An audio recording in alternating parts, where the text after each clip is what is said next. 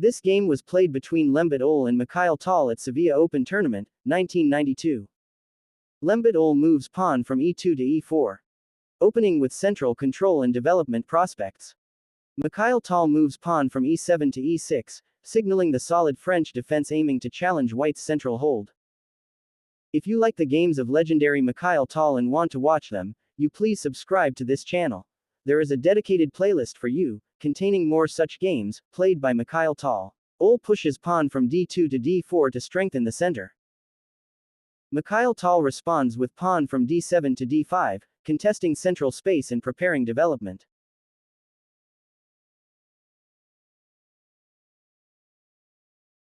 White develops knight from b1 to d2, characteristic of the Tarrasch variation to recapture e4 flexibly.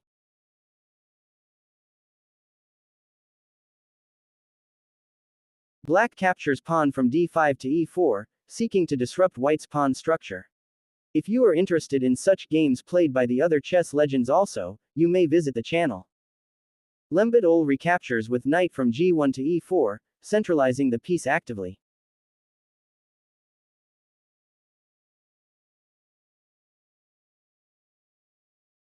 Mikhail develops knight from b8 to d7, reinforcing key squares and staying flexible.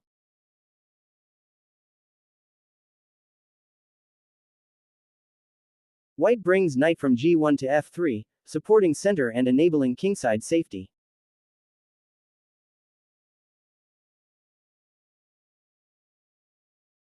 Black develops bishop from f8 to e7, preparing to castle.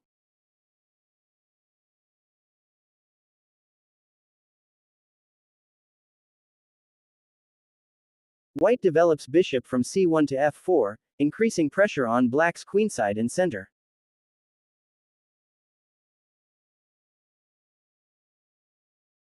Black develops knight from g8 to f6, challenging White's central knights and readying to castle.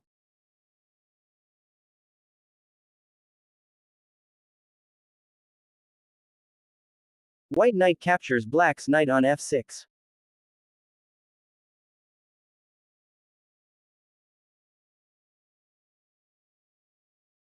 Black recaptures knight on f6, maintaining solid structure.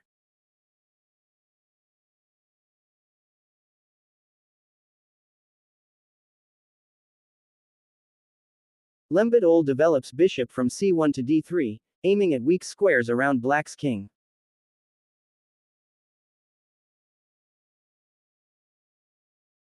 Tal challenges center by pushing pawn from c7 to c5.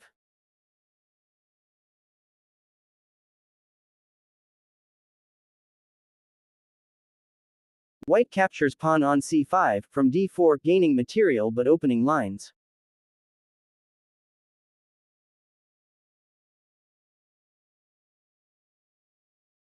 Black checks with queen moving from d8 to a5 to harass White's king.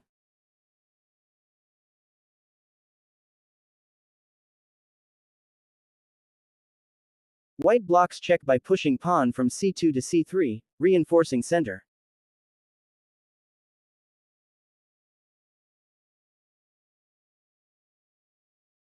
Black captures back with queen moving from a5 to c5.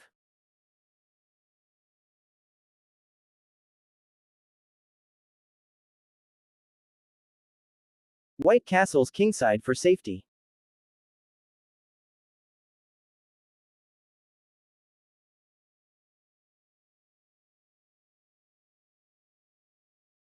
Black follows castling kingside.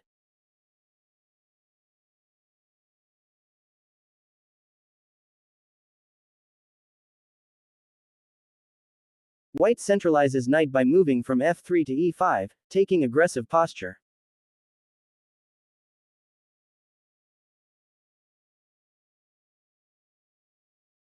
Black develops knight to d5, challenging White's control and knight outpost.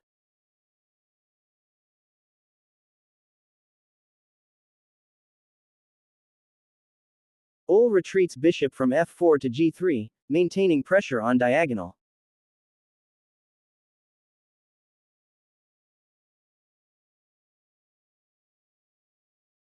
Mikhail pushes pawn from g7 to g6, preventing bishop incursions.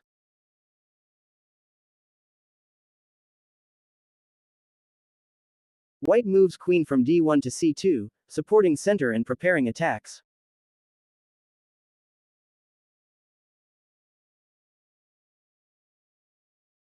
Black develops rook from a8 to d8, contesting vital open d-file.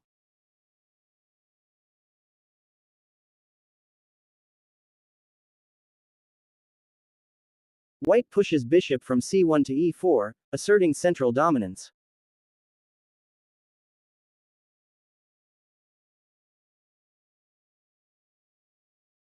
Black develops bishop from c8 to d7 to connect rooks and shore up defenses.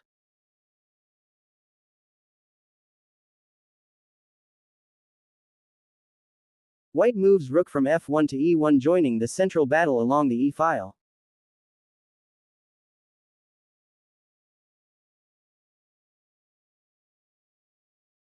Black pulls back bishop from d7 to e8 for better protection.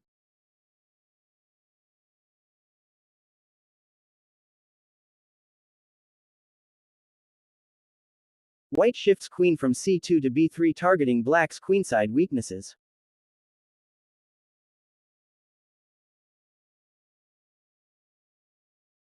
Black counteracts by pushing pawn from b7 to b5, expanding queenside.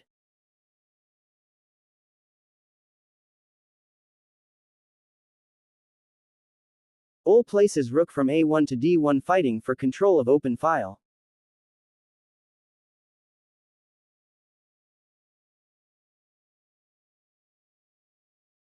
Mikhail pushes pawn from a7 to a5, bolstering queenside space.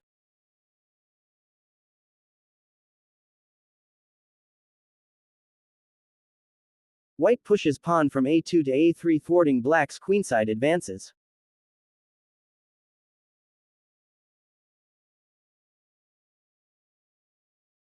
Black lifts rook from a8 to a7, preparing for doubling rooks or defending flank.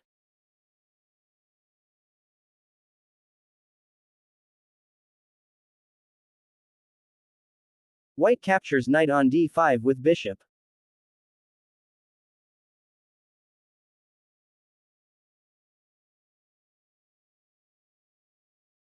Black rook recaptures bishop on d5, maintaining control over the open file.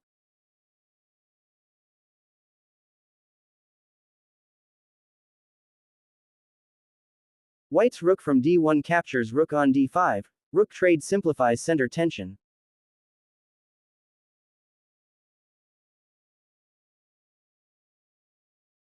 Black queen captures rook on d5.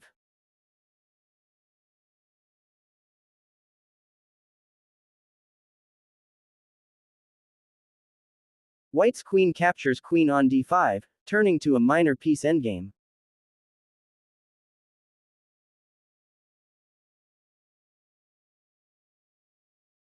Black recaptures with pawn from e6 to d5, establishing strong central hold.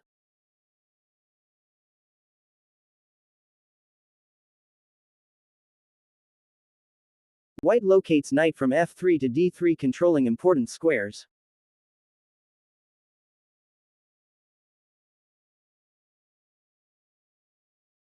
Black pushes pawn from f7 to f6, consolidating position and blocking white's pieces.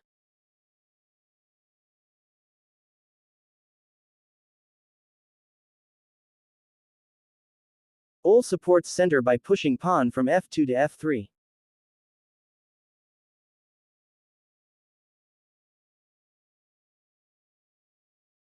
Tal moves the king from g8 to f7.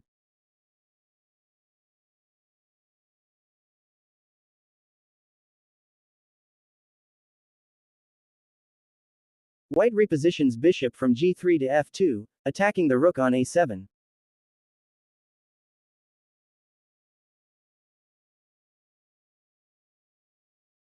Black places rook from a7 to b7 to guard queenside.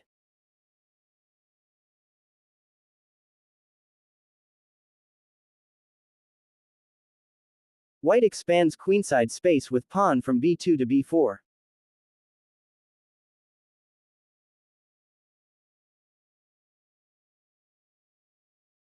Black shifts rook from b7 to b8, contesting the b-file.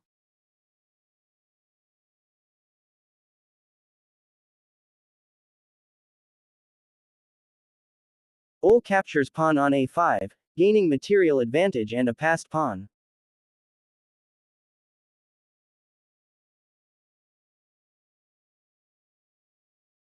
Tal places rook from d8 to a8, controlling key file.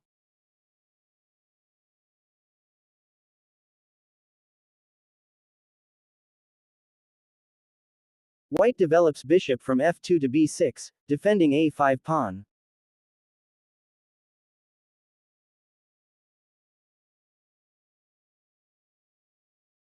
Black captures pawn on a3, forcing counterplay.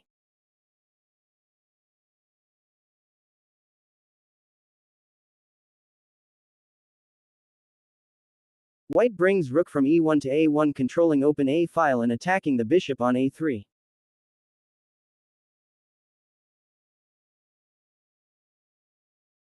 Black pulls back the bishop from a3 to d6.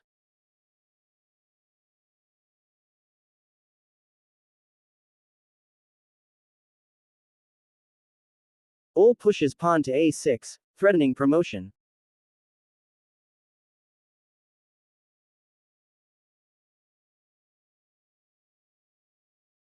Tal places bishop from e8 to c6.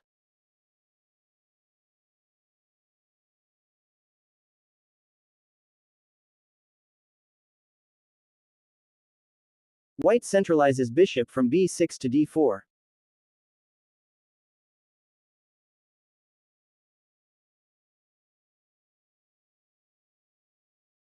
Black advances king from f7 to e6, joining in endgame.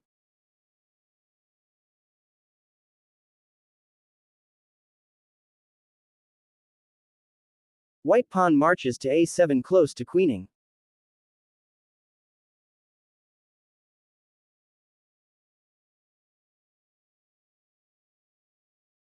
Black rook moves from a8 to c8.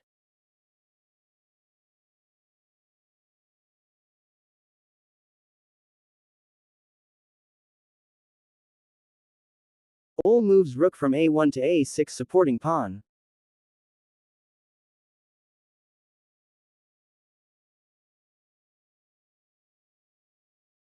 Black king moves from e6 to d7.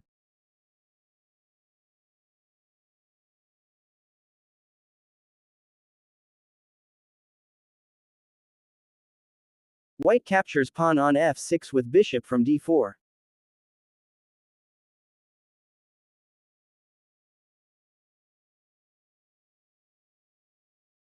Black bishop retreats from c6 to a8, stopping pawn promotion.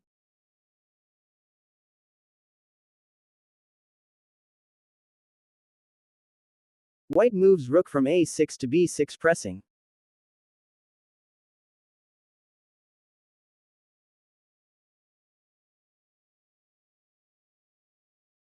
Black rook moves from c8 to c7, attacking the pawn on a7.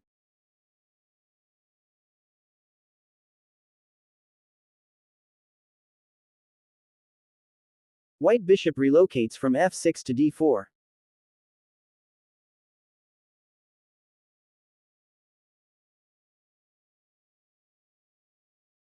Black rook moves from b8 to b7, holding position.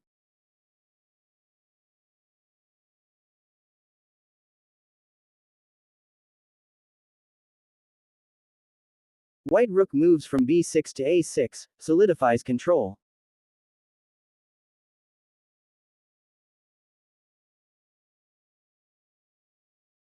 Tal pushes pawn from b5 to b4, creating counter threats.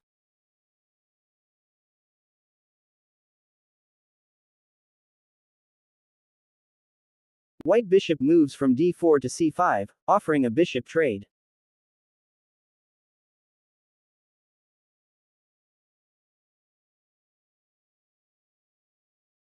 Black pawn captures the pawn on c3, opening lines for the rook.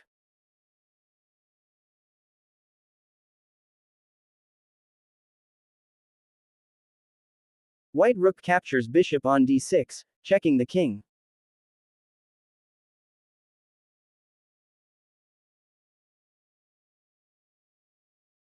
Black king slides from d7 to c7.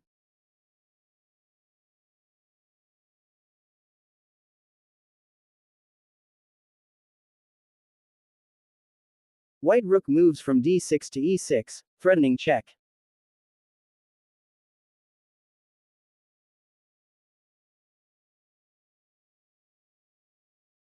Black rook moves from b7 to b1, checking the king.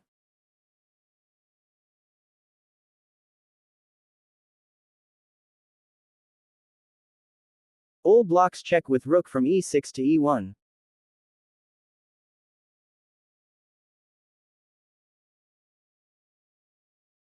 Tal resigns, being unable to hold position. Lembit Ol wins. The opening developed into a typical French tarish structure with tension in the center and piece exchanges leading to a balanced middle game. White built a strong queenside pawn majority and advanced the a-pawn to create a passed pawn. Through precise maneuvering, Ol gained control of key squares and limited Tal's counterplay. As the game entered an endgame, Ol's rook and bishop were very active, supporting the dangerous passed pawn on a7. Tal's defensive resources became minimal as he was forced into passive positions defending the promotion threat. The critical moment came after move 28 where Tal blundered with rook b8, as in this position rook c7 was the only move with which he could survive in the game. After this huge inaccuracy, Ol's rook activity completely dominated Tal's rook and bishop, and the passed pawn was unstoppable. The last and final huge mistake by Tal was to capture the c3 pawn, blundering the bishop on d6. Tal resigned the game after Ol blocked the check by rook e1, because he could no longer prevent White's a-pawn from promoting. His pieces were poorly coordinated and trapped in passive defense. Any attempt to stop the pawn would lose material or allow White's pieces to become even more dominating. The position was clearly lost with no practical chances for counterplay. Tal's resignation reflects the classic endgame principle that a passed pawn close to promotion, supported by active pieces and opponent's passive defenses, usually results in a decisive advantage and loss for the opponent. This game showcases Ol's endgame technique and positional understanding, overpowering Tal's counter-attacking style in a complex but mostly positional struggle. Please subscribe to the channel and like the video if you enjoy it. Thank you for watching.